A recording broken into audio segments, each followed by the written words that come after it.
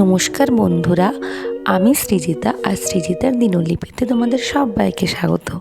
এই কিছুদিন আগেই আমরা ভাই বোনেরা সবাই মিলে চলে গেছিলাম দীঘা থেকে মাত্র 12 কিলোমিটার দূরে আমাদের প্রতিবেশী রাজ্য উড়িষ্যার বিচিত্রপুরে, যেখানে ম্যানগ্রোভ অরণ্য, সমুদ্রের মাঝে ছোট্ট দ্বীপ আর সুবর্ণরেখা নদীর মোহনা আর এরকম আরও অনেক প্রাকৃতিক সৌন্দর্য দেখে আমরা সত্যিই বলতে বাধ্য হয়েছিলাম, আহা কি দেখিলাম, জন্ম জন্মান্তরেও ভুলিব না। চলো আজ তোমাদেরও নিয়ে যাই বিচিত্রপুরের অপরূপ প্রাকৃতিক সৌন্দর্যের মাঝে। এই যে যাত্রা শুরু হয়ে গেছে, এই সামনের বাইকটাতে ছিল ভাই আর দাদা, আর পেছনের বাইকে ছিল দাদামণি আর বৌমণি, আর এই যে আমি আর দাদা, আর এখানে আমি ক্যামেরার সামনে একটু ঢং করে নিচ্ছিলাম, যেটা আমি সবসময় করে থাকি। আর এতক্ষণে ছোটদি আর অর্কেন্দুদাও চলে এসেছিল। আর এই যে সামনে যিনি আছেন তিনি হচ্ছেন আমাদের লেডি বাইকার চিৎ সমাধি। দেখতে দেখতে আমরা দীঘার বিশ্ব বাংলার গেটের কাছে চলে এসেছিলাম।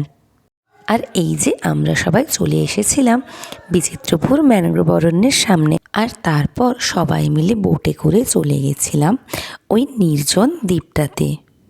বোটে করে দ্বীপটাতে যাওয়ার সময় চারিদিকের জলটা দেখো কত শান্ত আর সুন্দর লাগছিল, কিন্তু বোটের কাছাকাছি জলগুলো একেবারেই শান্ত ছিল না। মনে হচ্ছিল যেন আমাদেরকে তাড়া করে নিয়ে বেড়াচ্ছে জলগুলো। আর ওই যে দূরে জলের ওপর নৌকাটাকে ভাসতে দেখে মনে হচ্ছিল যেন কোনো লেখকের লেখা কোনো গল্প। আর এখানে আমি ওই নোনা জলটাতে একটু হাত ডোবানোর চেষ্টা করছিলাম। আর এখানে ফাইনালি আমরা দ্বীপটাতে চলে এসেছিলাম, যেখানে চারিদিকে শুধু জল আর জল, আর মাঝখানে আমরা সবাই। আর ওখানে জানো তো প্রায় সব গাছগুলো থেকেই দুটো করে দড়ি বেঁধে ওটার সঙ্গে একটা বাঁশ বেঁধে দোলনার মতো করা আছে। তারই একটাতে আমার বৌমণি বসেছিল আর দাদামণি ওকে ঝোলাচ্ছিল। আর ফাইনালি আমরা ঢুকে পড়েছিলাম ম্যানগ্রোভ অরণ্যের ভেতরটাতে। আর এখানেই গাছগুলোকে দেখো, যেন মনে হচ্ছে কত যুগ ধরে কারোর আসার অপেক্ষায় আছে, কিন্তু সেই অপেক্ষার আর অবসান ঘটেনি। আর তারপর আমি আর ভাই ওই ক্যামেরার সামনে একটু ক্যাত মেরে নিচ্ছিলাম। আর এখানে দেখো অর্কেন্দুদা কী সব করে যাচ্ছে। আর তারপর হয়ে গেছিলো আমাদের ফেরার সময়। আর ফেরার সময় এই দুই টোনাটুনি আমাকে না নিয়ে ভিডিও করছিল, তাই আমি ওদেরকে ধাক্কা মেরে মাঝখানে ঢুকে যাচ্ছিলাম।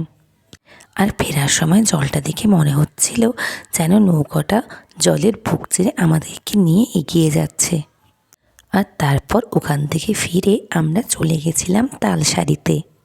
ওখানে ফটো আর ভিডিও শ্যুটের জন্য খুব সুন্দর সুন্দর কয়েকটা জায়গা রয়েছে, তাই আমি দাদাকে বলছিলাম একটু হাঁটতে, আর আমিও ভিডিও করে দিচ্ছিলাম। দেখো আমরা কত সুন্দর সুন্দর ফটো তুলেছি। সূর্যের আলোটা বেশি থাকার জন্য ফটোগুলো আরও সুন্দর লাগছিল। আজকের ভিডিওতে এইটুকুই। ভিডিওটি ভালো লেগে থাকলে লাইক, কমেন্ট, শেয়ার করে পাশে থেকো, আর চ্যানেলটিকে সাবস্ক্রাইব করে বেল আইকন প্রেস করে দিও। Thanks for watching.